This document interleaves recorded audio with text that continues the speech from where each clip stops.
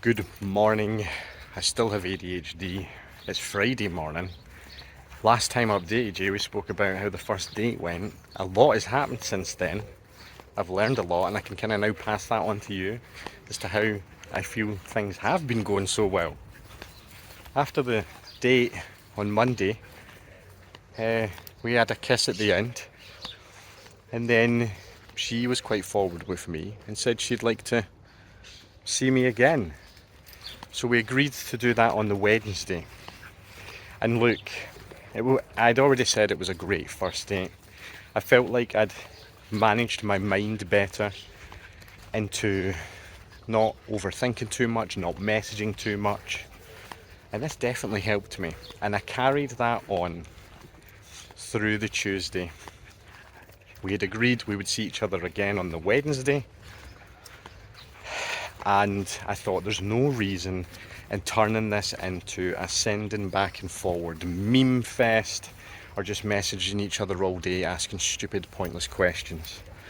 It's a quick way for someone with ADHD or neurodivergence to get social exhaustion. You cannot constantly message people, you overthink it, you get bored of it, and it causes a bit of tension. So that was the plan of action for the Tuesday. Basically, don't ruin it. And I think I successfully done that. Honestly, because our social communication has been minimal, I've really felt like it's helped us a lot. I feel like it's kept things spontaneous and interesting. It's meant that when we do see each other, there's lots to talk about, and it's left exciting. I think the modern world turns communication to make it so mundane and boring, and nothing's ever in depth, because you're not gonna write out with your fingers all your thoughts and feelings and opinion that well. You share short snippets, and things are misanalyzed, misinterpreted, and it's not healthy. It's not good. So that was always my rule. If I find someone new, keep it away from digital communication, and let me tell you, I feel like it's absolutely working, because Tuesday we kept the conversation minimal, and then on Wednesday it was like she said she can come round to mine and she wants to try some traditional cooking from me.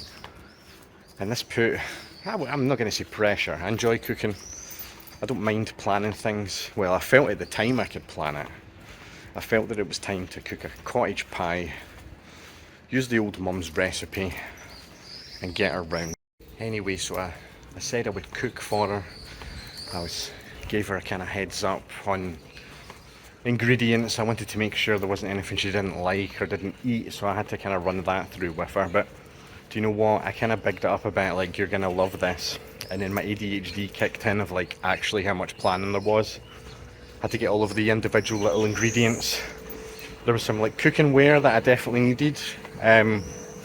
Like a casserole dish, and all the different stupid ingredients for a cottage pie that you need.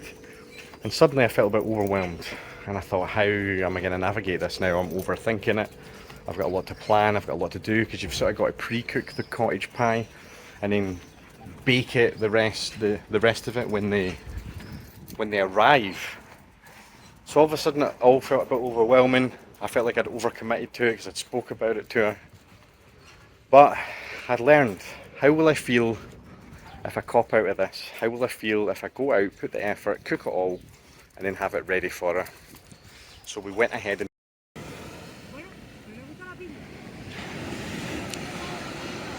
Star, come on.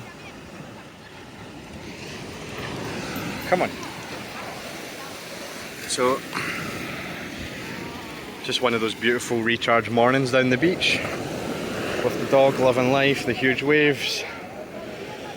This is the routine for the mind. Even though things are going well, you've got to keep on top of things. All the dogs running about, enjoying his time.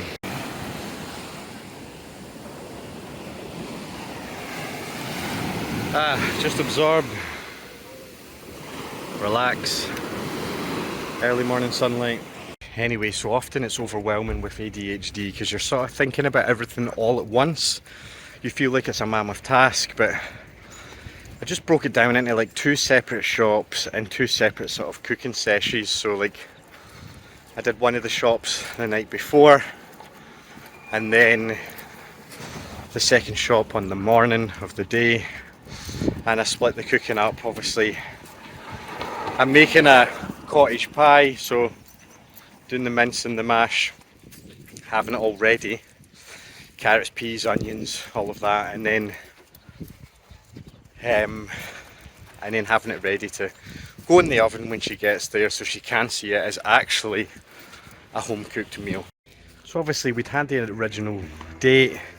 I'm now ready for the second date. I've cooked the food, and again I've been very strict when we weren't with each other, and now it's time for the second date, and I've got to make sure that really I get out of this what I want, which is to be open and honest with like how I think and process things, make sure that they understand that and I can explain everything to them, and obviously make sure that I listen to them and don't overrun the conversation.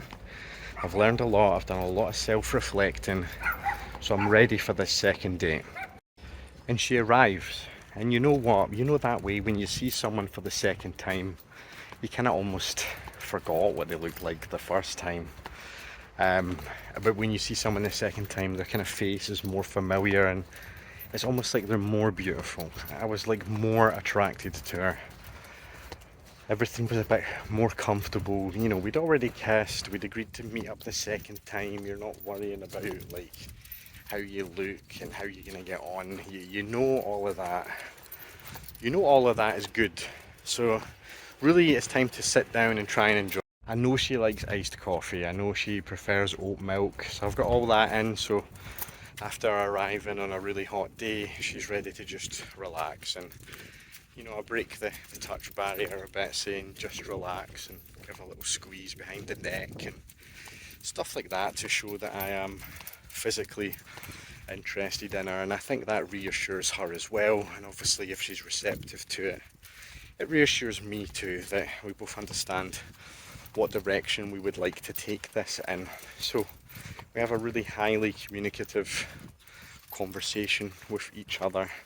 Everything's flowing so well, and I'd learned that I really want to be my open self as much as possible early on.